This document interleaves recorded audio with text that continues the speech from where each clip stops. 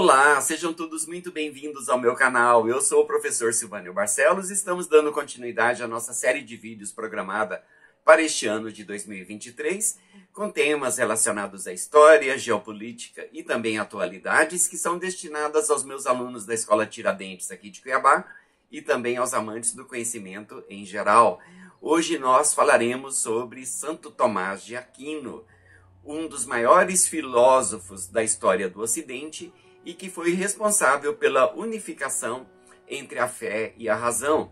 Bom, assim como a importância de Santo Agostinho, que no século V foi o responsável, pelos dogmas, pela implantação dos dogmas do cristianismo no Ocidente e também pela propagação da fé cristã do Ocidente a partir da Europa, Santo Tomás de Aquino, no século XIII, ele elabora uma série de filosofias que estão condensadas na sua obra primordial chamada Suma Teológica. Bom, Santo Tomás de Aquino formula aí a filosofia tomista, não é? Onde ele consegue operar quase que um milagre, que é a conjunção entre a fé e a razão. Esse foi um ponto de convergência, na história da filosofia, e hoje nós vamos estudar um pouquinho sobre a sua biografia, sua trajetória de vida e também sobre a filosofia tomista. Eu espero que vocês gostem desse vídeo. Se vocês gostarem, eu peço que se inscrevam no meu canal, ativando o sininho para receber as notificações e também deixando seu like e comentários para que esse vídeo ganhe relevância nesta plataforma. Bom, pessoal, sem mais demora, vamos para a nossa aula de hoje. Bom, pessoal, dando início aí à nossa aula de hoje sobre Santo Tomás de Aquino, o filósofo que unificou a fé e a razão. Santo Tomás nasceu por volta de 1226 na Itália, na cidade de Aquino. Sua origem é nobre e rica. Tomás nasceu em um grande e luxuoso castelo e seu pai, o conde Landolfo de Aquino, era um dos militares mais importantes da época. Um dia o conde envolveu-se em um combate na Itália que culminou na destruição do principal mosteiro do mundo, o Mosteiro de Monte Cassino, que foi fundado pelo próprio São Bento, o pai do monaquismo ocidental. Bom, pessoal, a palavra monaquismo vem do grego monkos, que significa aquele que está só, e designa uma forma de vida cristã totalmente consagrada a Deus, no retiro, no silêncio, na oração, na penitência e no trabalho. Para redimir-se perante a igreja, o conde moveu esforços para que seu filho, o pequeno Tomás, se tornasse um monge beneditino. O garoto já tinha muita fé e propensão à vida religiosa, facilitando assim a vida de seu pai. O plano era fazer Santo Tomás de Aquino um monge rico, opulento e chefe do mosteiro de Monte Cassino. Contudo, Santo Tomás não tinha nada disso em mente. Ao contar sua vontade para a família, gerou-se um alvoroço em sua cidade. Ele era um profundo amante de Cristo e já havia decidido se entregar totalmente pelo reino dos céus. Escolheu viver a pobreza total na ordem dos pregadores, os dominicanos, uma ordem mendicante pautada nos estudos filosóficos. Seu pai e toda sua família ficaram completamente transtornados. Com o espírito borbulhento de ira, seu pai armou uma emboscada para o jovem. Seus capangas o sequestraram e o prenderam numa masmorra, buscando dissuadi-lo de sua vida religiosa. Seu pai não aceitava que o filho vivesse uma verdadeira vida de pobreza, castidade e obediência, como era a vida dos frades de São Domingos. Em dado momento do cárcere, o conde de Aquino mandou uma formosa prostituta para seduzir Santo Tomás, no intuito de que ele se entregasse aos prazeres do mundo e se tornasse mais um dos chefes mundanos da família. Imediatamente, ao ver aquela bela jovem, Santo Tomás de Aquino tomou o tição ardente retirado da lareira de seu quarto e perseguiu a mulher que tentava afastá-lo de Cristo. Os algozes se surpreenderam ao ver a moça fugir em desespero do quarto, bem como os pais de Santo Tomás de Aquino. Neste momento, os pais do filósofo perceberam que não conseguiriam dissuadi-lo da sua vocação. Santo Tomás de Aquino foi estudar com os dominicanos nas melhores universidades da época. Ele era do período do surgimento das grandes universidades europeias, que foram todas elas fundadas pela Igreja Católica a partir do século XII. Durante a sua graduação, era visto como um aluno estúpido e lerdo. Ele era introspectivo e não participava dos debates. Por ser muito gordo e extremamente quieto, só falando o necessário, foi apelidado de boi mudo.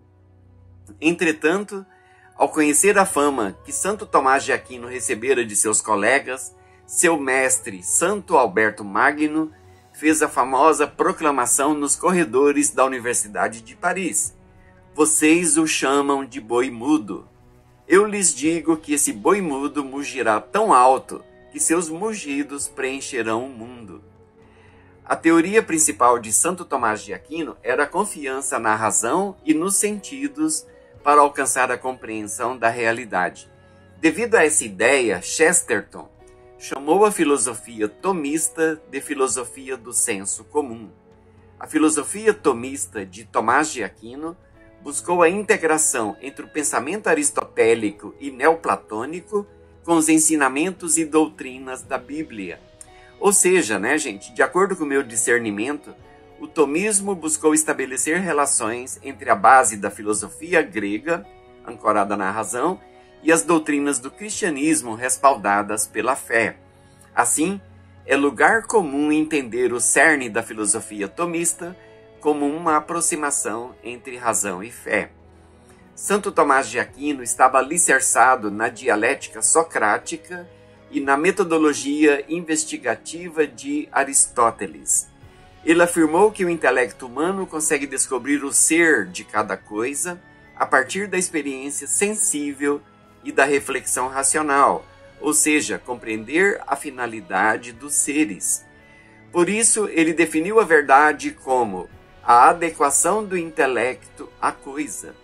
Com base nisso, pode-se dizer que a inteligência é a adequação do intelecto à realidade, ou seja, a faculdade de possuir a verdade das coisas.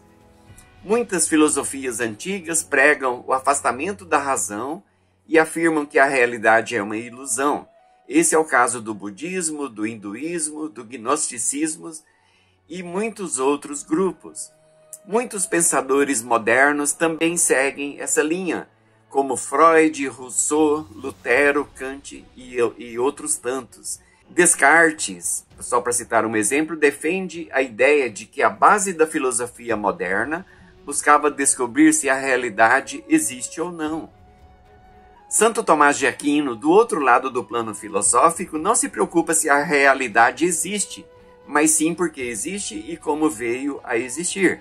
Conforme escreveu Chesterton, um de seus biógrafos, o tomista apresenta-se à plena luz do dia, a luz da irmandade entre os homens, em seu senso comum de que os ovos não são galinhas, ou sonhos, ou pressupostos pragmáticos, mas coisas atestadas pela autoridade dos sentidos, sendo que esses vêm de Deus.